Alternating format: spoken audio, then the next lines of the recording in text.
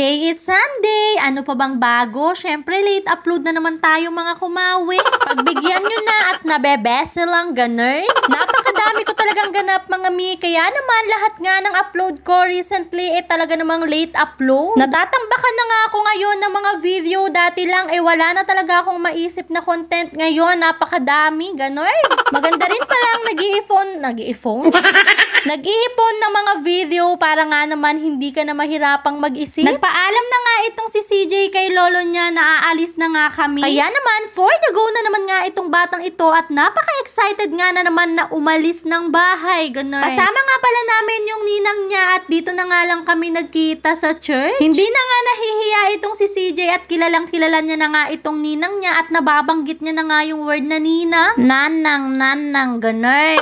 Konting selfie nga lang muna dahil hindi pa nga naman nag-i-start at etong si CJ nga ay gusto na naman ngang kumain. Nagdadala talaga ako ng snacks ni CJ kapag nga mag-church kami kasi nga talaga manghihingi itong batang ito. Nag-start na nga rin pala si Pastor kaya naman for the go. Kahit naman hindi tayo perfect bilang tao, talaga namang napakasarap pa rin sa pakiramdam na nakakapagsimba nga tayo tuwing Sunday. At bukod pa doon ay napakaganda nga rin ang topic namin, God's will. Many are the plans in a man's heart, but it is the Lord's purpose that prevail. So, kayo na nga lang ang magtagalog nun mga mawi at maiintindihan nyo din yan. Mahina kasi ako sa English, pero naiintindihan ko naman siya, ganun. Binigay na nga rin pala namin ang aming mga prayer, kaya ayan, pinabot ko na nga lang kay CJ. At after naman nga niyan mga mawi, eto naman nga't umaawit na nga kami kay Lord ng papurit pagsamba. Si CJ naman nga ay talaga namang hindi talaga papaawat sa pagsayaw. O diba, kitang-kita nyo naman mga mawi, napaka-energetic, ganun. Tuwang-tuwa naman nga ako kay CJ dahil napaka-behave nga niya dito sa church at hindi nga siya nagtatatakbo. Expected ko kasi talaga na magkukulit na nga itong batang ito at makikipaghabulan, ganun.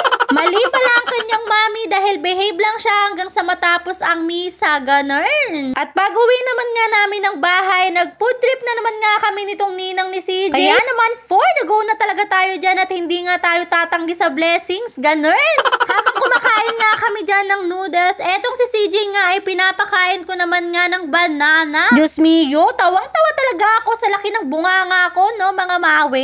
Kita niyo yun?